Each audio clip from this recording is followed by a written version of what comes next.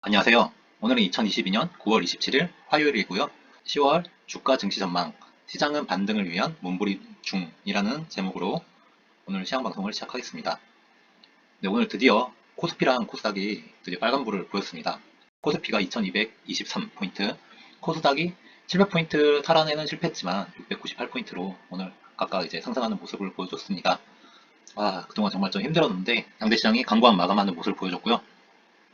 오늘 기관에서 좀 많이 받아줬네요. 그 다음에 외국인과 개인이 좀 매도세가 이어졌고, 개인은 제 생각에는 아무래도 좀 신용이 좀 털리지 않았나. 그동안에 신용장고 제가 좀 봤는데 신용이 좀 털린 모습이에요. 그래서 오늘은 외국인의 매도세가 좀 컸었고요. 그걸 좀 기관이 받아주면서 상승하는 모습을 보여줬습니다. 지난밤에 미 증시는 영국과 미국의 국채금리가 상승을 많이 했죠.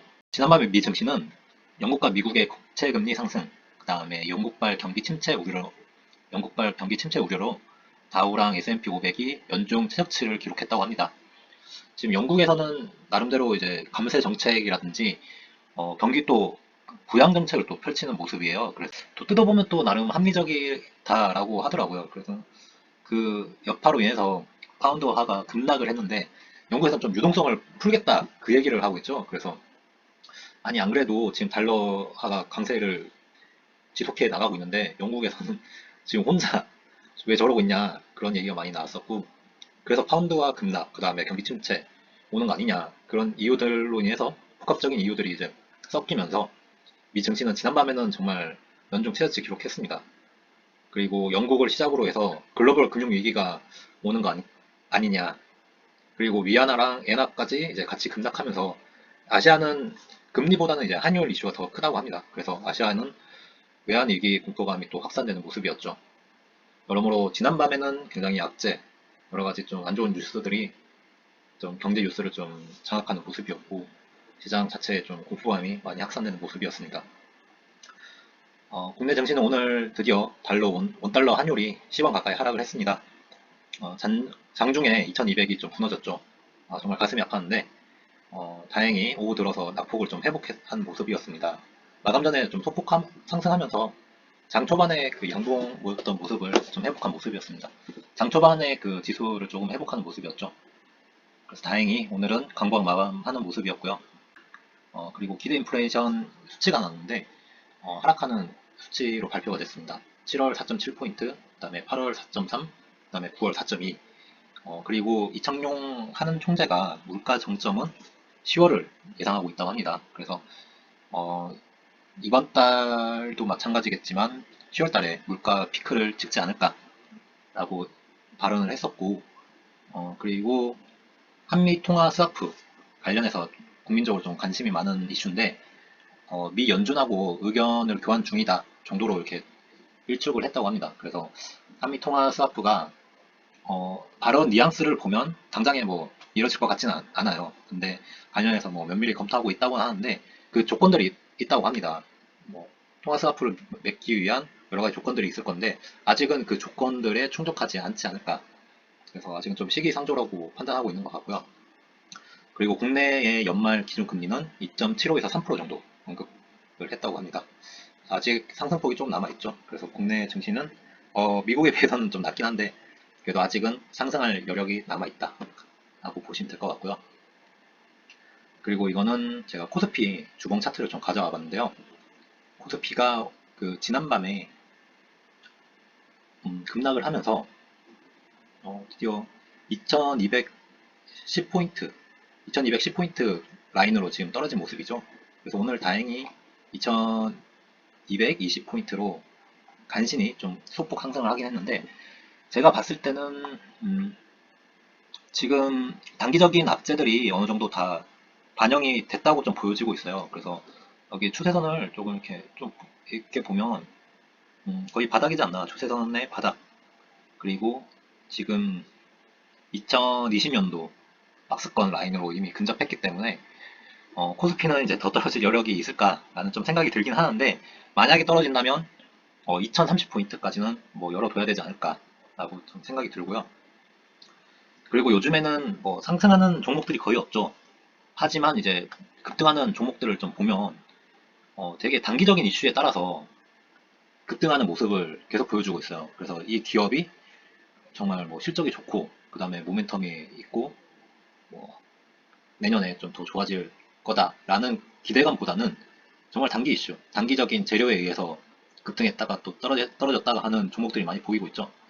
특히 오늘은 이제 대우조선해양, 뭐 아시는 분들은 아시겠지만, 뭐 하나에서 이제 인수를 하겠다라고 의견을 밝힌 이후에 어제 완전 급등했다가 오늘 또 떡락하는 모습이었고, 그다음에 카지노주가 이제 홍콩 호텔 격리 해제 이슈에 의해서 지금 좀 좋은 모습이고, 그다음에 바이오가 오늘 전체적으로 동반 상승하는 모습을 보여주면서 코스닥도 코스피에 비해서는 오늘 상승폭이 좀 컸었습니다.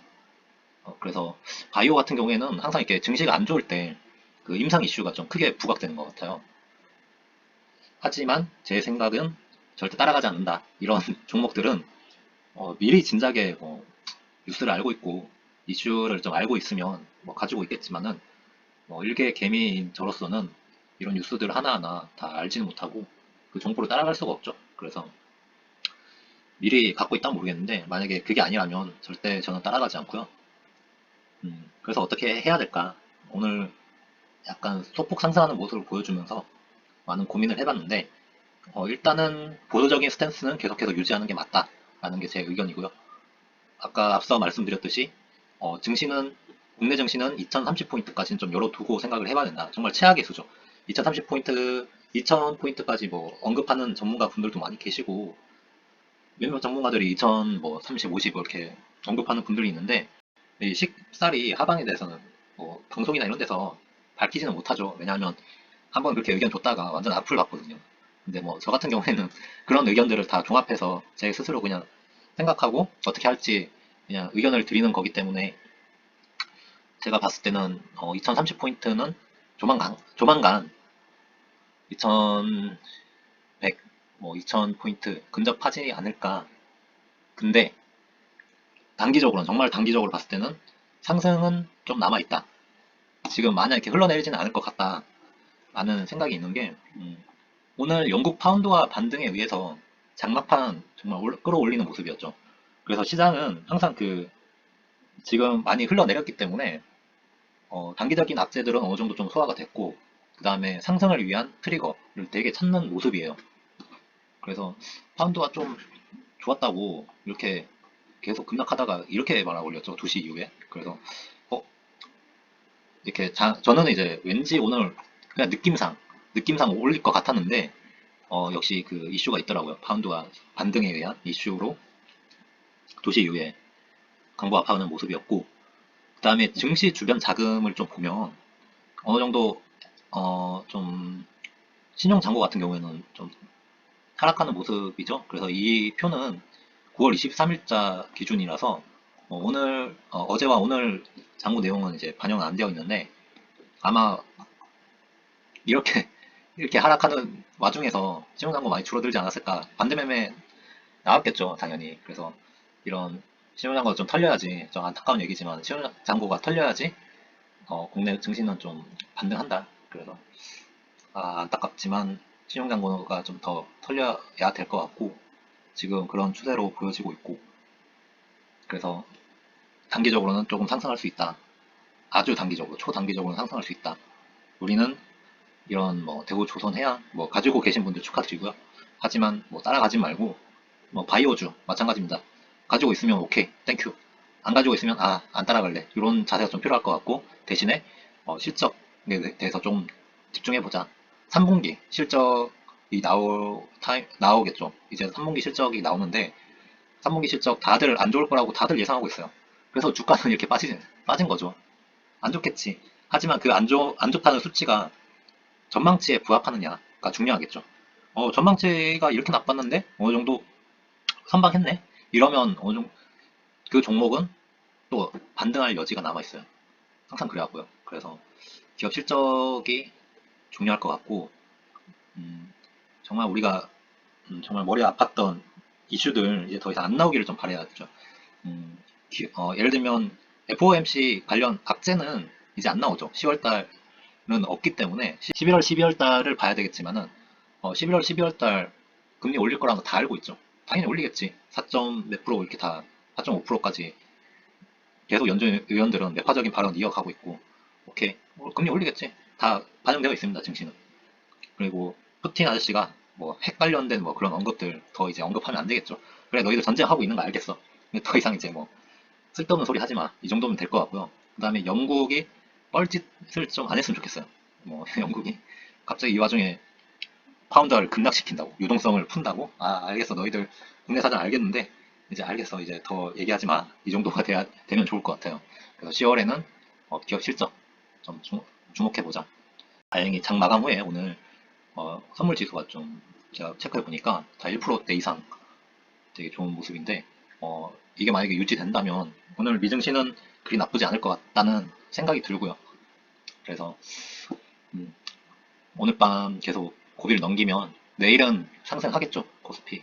네, 코스피 상승할 거라고 예상이 들고, 그리고 제가 일전에 금리 75bp를 올리면 시장 기대치에 부합했기 때문에 단기적으로 상승이 있을 거다라고 얘기를 했는데, 그 와중에 푸틴 러시아 동원령, 뭐 영국 파운드가 급락 같은 막 이러저러한 막 악재들이 막 빵빵 터지면서 못 갔어요. 못 갔는데, 그 오늘 올라갈 자리가 바로 오늘이지 않을까. 오늘이 오늘 기점으로 조금 코스피는 약간의 반등을 주지 않을까라고 조심스럽게 예상해 봅니다. 그래서 아직까지는 좀 보수적으로 가자. 그다음에 기업 실적에 주목하자. 집중해 보자. 그리고 공격적인 자세, 이미 물려 있는 거 어쩌겠습니까? 지금 공격적으로 자금을 더 뭐 투자하지는 말고, 지금 어느 정도 보합권에 있는 종목들은 좀 정리하고, 조금 탄탄한 기업들, 뭐 국내 대형주가 돼도 좋을 것 같은데 대형주는 무겁잖아요. 그래서 중소형 기업들 중에서 실적 탄탄한 기업들 위주로 좀 조금씩 사모으면 어떨까라는 생각이 듭니다. 네, 오늘 시황방송 여기까지 하겠고요. 지금까지 시청해주셔서 감사합니다.